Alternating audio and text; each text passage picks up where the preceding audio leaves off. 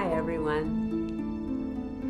One of my clued-in friends once asked me how my terrestrial family reacted when I told them I was not human.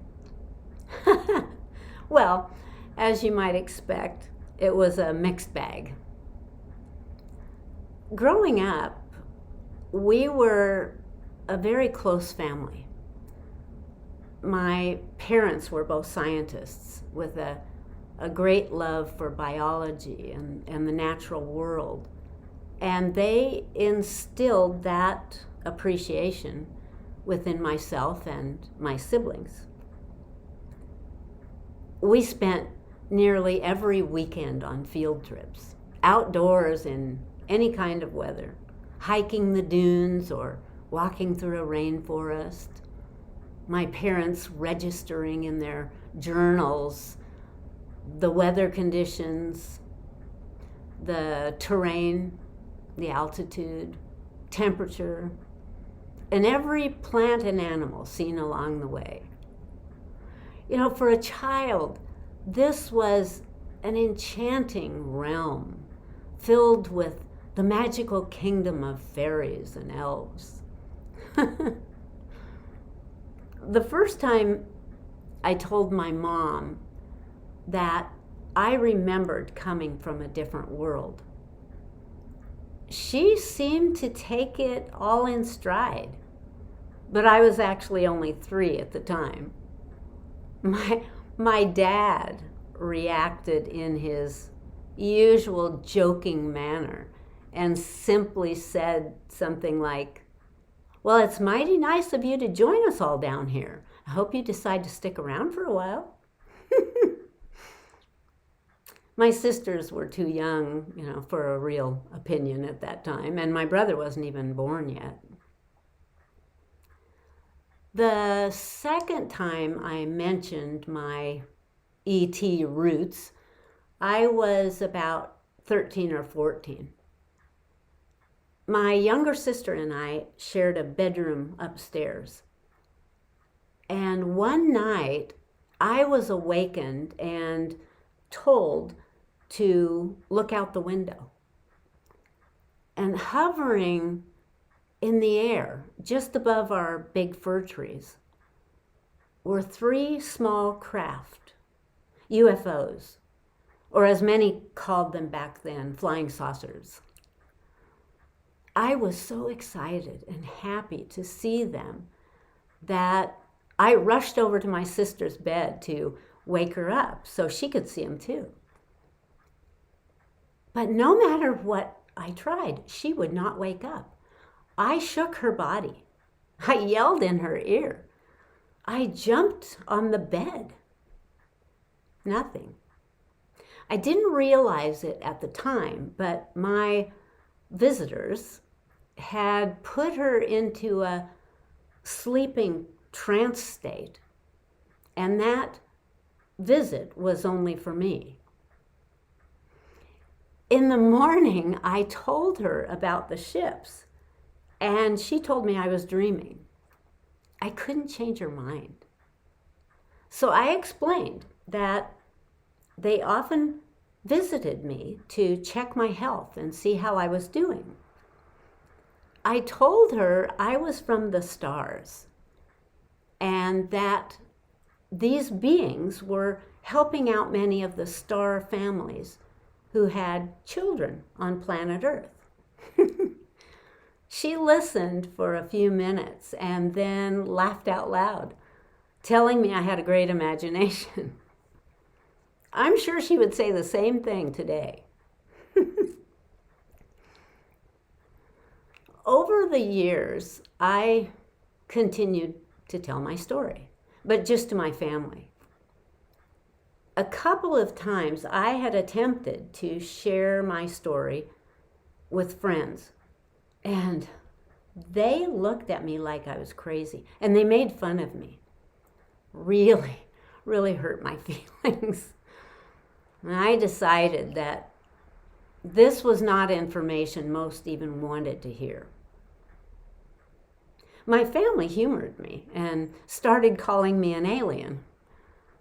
But I could tell they were only joking and didn't believe me. At least I don't think they did. The only family member that actually recognized who I am was my grandmother. In fact, she told me that when I was born, she recognized me. She told my mother that I was an angelic being and came from what she called a heavenly world. As I mentioned in another video, she was the one who named me, giving me a name that means gift of God or divine gift.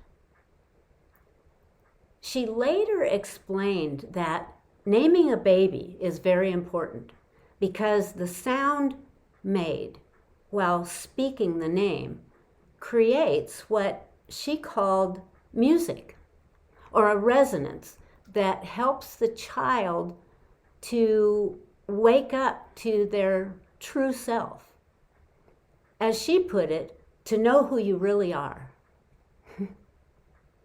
So even though most of my immediate family didn't really buy my story, they did seem to admire my psychic abilities, precognition and that sort of thing, talking to dead relatives. Or they were at least curious about those things, even asked me to do readings for them. My dad continued to make jokes, and my mother continued to listen and be supportive, usually saying something like, "That's nice, dear." Actually, it was my brother who seemed to believe the most, or at least pretend to. He would even ask me questions about what he teasingly called my alienness. When he was young, he had a real interest. But when he got older, he stopped asking. My older sister did ask me a couple of times where I was from and how I knew that, and so on. When I met the man I was going to marry, because of the previous humiliations and judgmental remarks, I decided that on our first date, I would be completely honest with him from the beginning. I didn't want to fall head over heels and then be disappointed again. So at about midpoint over our dinner, I blurted out, "I'm not from this world." Well, he didn't miss a beat.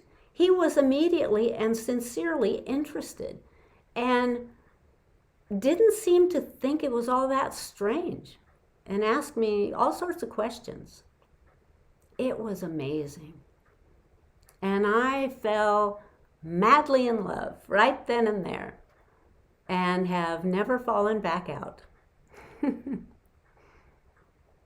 After we were married, I joined a women's group.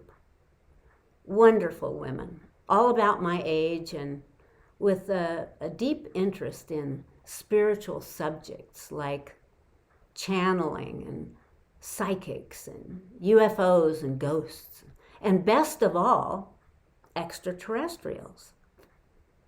It was such fun meeting every week to talk about these fascinating topics over tea or lunch.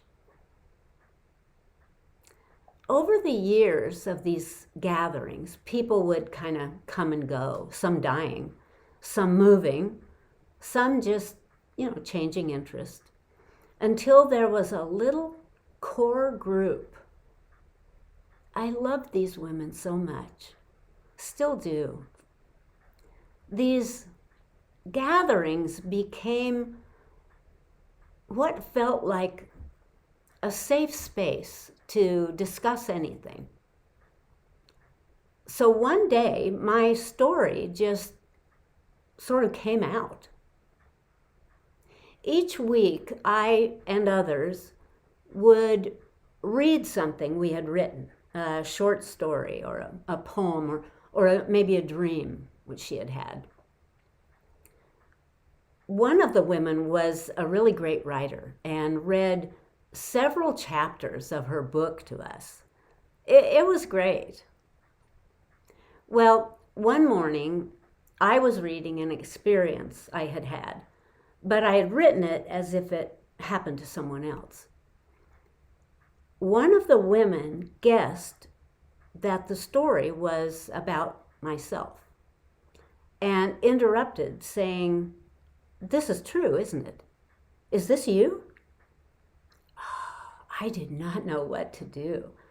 So I hesitated for a moment, took a breath, and confessed, "Yes, it is." Well, the whole story came out. Who I am, where I'm from, what I remember. I told them about my galactic guides and how they've been with me since I came to Earth and so on. They all listened intently, and it felt like a huge weight had been lifted from my shoulders.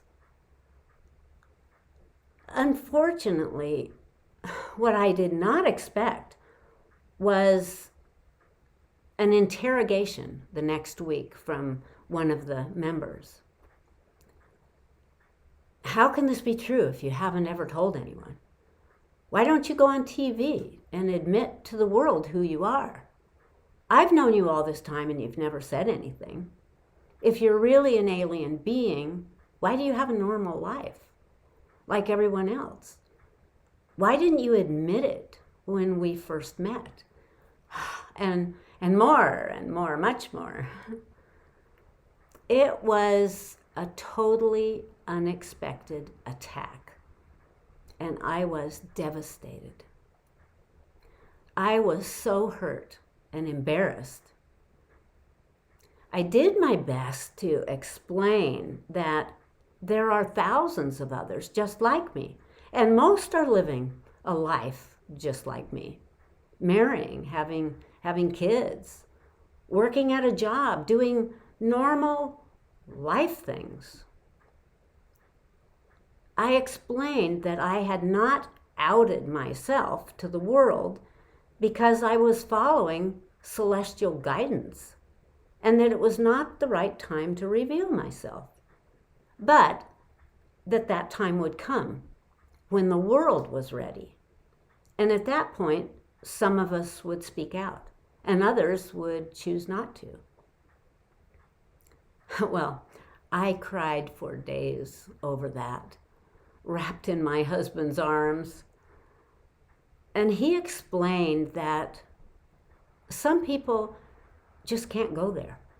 It's just too weird for some. Nevertheless, it's just not much fun being someone that you're not allowed to be, to express. Always feeling like a fraud, like you're pretending to be one of them for your own survival. It's a scary thing to be so different that you're always in a slight state of anxiety being around others. You never know who's going to recognize your weirdness or see you for who you are but not accept you. If they are perceptive but unenlightened, they may see you as some kind of a threat, like you're dangerous somehow, I guess. Believe me, those are not conditions in which you would be inclined to reveal yourself. These days it's very different. Things have changed so much.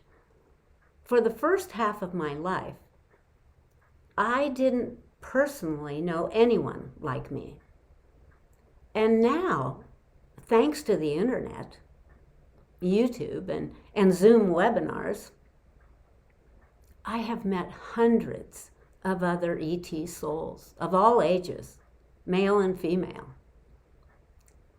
And my story, my nearly identical life, has been told by so many others who have talked about these same obstacles and bigotries. And the greatest thing of all is, even though the majority of the world is not receptive, it's no longer a hostile, or maybe I should say unsympathetic world, because now with so many starseeds here, most every family has at least one member who is awakening and admitting who they are.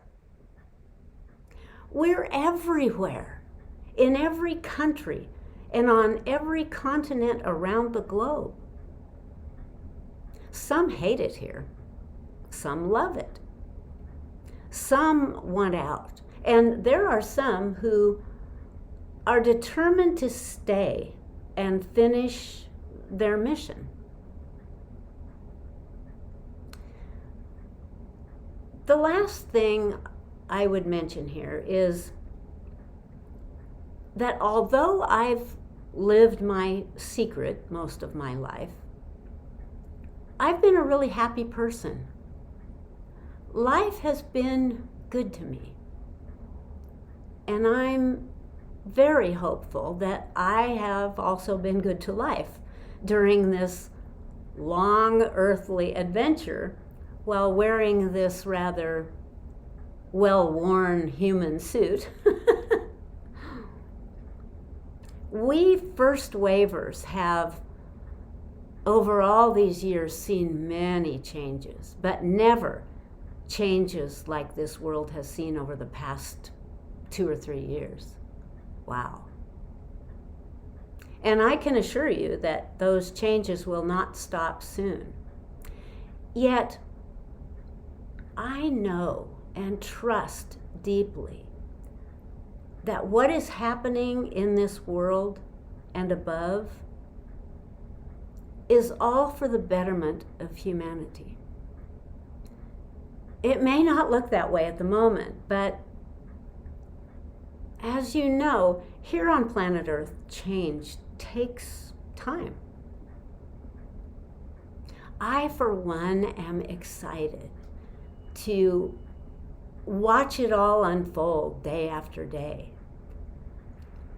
Until that moment we've all been waiting for, and the pendulum begins swinging the other way, and mankind emerges from out of the darkness of control and steps into the brightness of a new day, a new era, a new life. Thanks. Bye.